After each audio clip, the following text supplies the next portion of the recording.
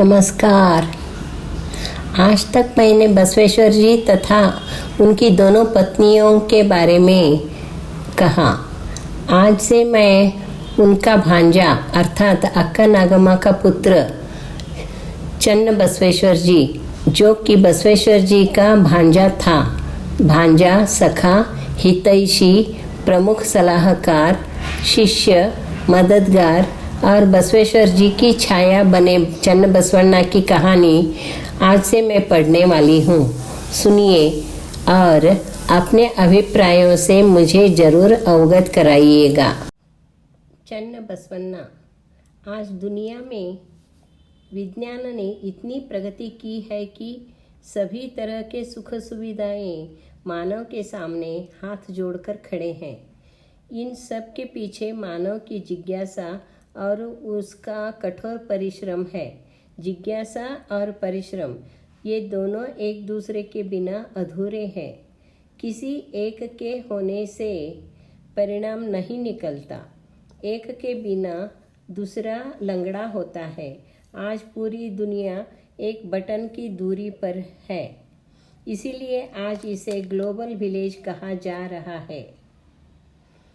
यह हुई आज की बात, लेकिन हमारे वेदों ने 5000 साल पहले ही वसुधैव कुटुंबकम कहा था। हमारे वेदों, उपनिषदों, पुराणों में जो ज्ञान का भंडार भर कर रखा है, उसी का मार्गदर्शन लेते हुए आज दुनिया ने इतनी तरक्की की है। उन्हीं रास्तों से चलकर, उन्हीं का अनुसरण करके आज हमें बसवेश्वर, चन्न बसवेश्वर, अलम प्रभुदेव, सिद्धरामेश्वर, बुद्ध, महावीर, गांधी जैसे युग प्रवर्तक महानुभाव मिले हैं, इसमें शक नहीं।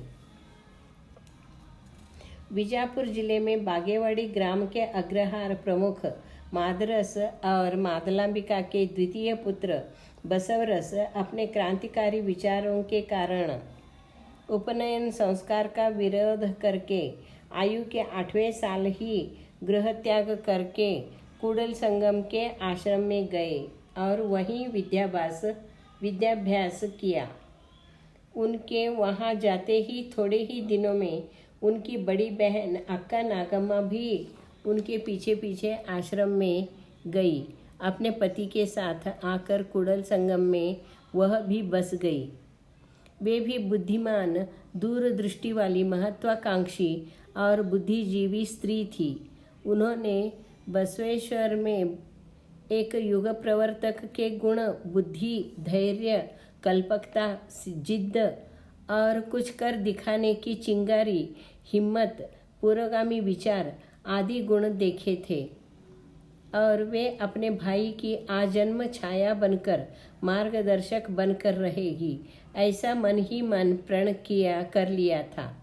उसी प्रण के अनुसार वे बसवरस के पीछे पीछे कूडल संगम में आ गई थी।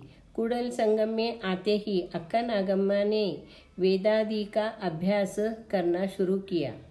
उनका पढ़ने का शौक कूडल संगम में आकर पूरा हो गया था। जातवेद मुनि और आश्रम के सर्वे सर्वा ईशान्य मुनि पुरोगामी विचार के धनी थे।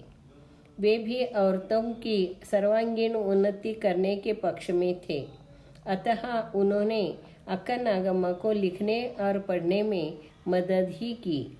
अक्का ने रामायण और महाभारत और 18 पुराण पढ़ डाले। वे सोचने लगी थी कि भगवान पूर्व नियोजन से काम करते हैं। रामायण में राम के काम आदर्श होंगे, यह सुनिश्चित तो था ही, और उनके इन कार्यों में मदद करने के लिए लक्ष्मण और हनुमान जी उनके साथ थे। इसी तरह महाभारत में श्री कृष्ण की मदद के लिए बलराम का जन्म कृष्ण के जन्म से पहले ही हो गया था। मेरा भाई बसवरस क्रांतिकारी और स्वप्न दृष्टा है, लेकिन वह अकेला है। मैं जितना हो सके उसकी मदद करूंगी ही, लेकिन एक स्त्री होने के कारण मुझ पर कुछ सामाजिक बंधन भी है। एक मर्यादा तक ही मैं उसकी मदद कर सकूंगी। अगर मेरा कोई बेटा हो गया तो वह आजीवन बसवा के साथ रहकर उसके कार्य में उसकी मदद करेगा। और मेरा वह पुत्र भी बहुत बुद्धिमान, निडर, भक्ति भाव से भरपूर होना चाहिए। अतः मुझे जब गर्भ ठहरेगा तभी से मुझे सचेत रहना पड़ेगा। कुछ दिनों बाद अक्का नागम्मा के पांव भारी हो गए। अब वे वेद, वेदांत, उपनिषद, श्रुति, स्मृति, आगम, निगम आदि का अभ्यास करने लगी। वे जो भी पढ़ती थी उसका विवेचन जातवेद मुनि तथा ईशान्य मुनि के सामने करती थी। जो समझती नहीं थी वह वे समझाते थे। बसवा के साथ वह चर्चा भी करती थी। इस तरह वह गर्भ पर ज्ञान की वर्षा करती रही। इसी तरह एक बार बसवा महाभारत का वह प्रसंग पढ़ रहे थे जब कृष्ण बहन सुभद्रा को जजगी के लिए मायके ले जा रहे थे, वही प्रसंग। तब उत्सुकतावश सुभद्रा ने कृष्ण से चक्रव्यूह भेदने का रहस्य पूछा। कृष्ण वह भेद उसे सविस्तार से कह रहे थे। पीछे से हुंकार आता रहा था। थोड़ी देर बाद कृष्ण ने सुभद्रा की अन्य कुछ प्रतिक्रिया न देखकर पीछे मुड़कर देखा तो सुभद्रा की आंख लग गई थी। तो फिर वह हुंकार श्री कृष्ण हंसे और उन्होंने जो भी समझना था समझ लिया। इसके बाद उन्होंने आगे का भेद कहा नहीं। वे अगर चक्रव्यूह भेद कर अंदर जाने के बाद बाहर आने का भेद भी कहते तो शायद महाभारत का युद्ध का अंत तभी हो जाता। लेकिन कृष्ण ने बाहर आने का भेद नहीं कहा। खैर, वह तो उस जमाने की बात है और भगवान ही जानते हैं कि आगे क्या और कब और कैसे होने वाला है। यह तो उनकी लीला है, लेकिन हमें अपने कर्तव्य तो करने ही चाहिए। फल जो भी मिलेगा वह तो भगवान के हाथों में है। अब अक्का नागम्मा पेट से है और मामा होने के नाते मुझे भी गर्भस्थ शिशु पर कुछ संस्कार करने चाहिए।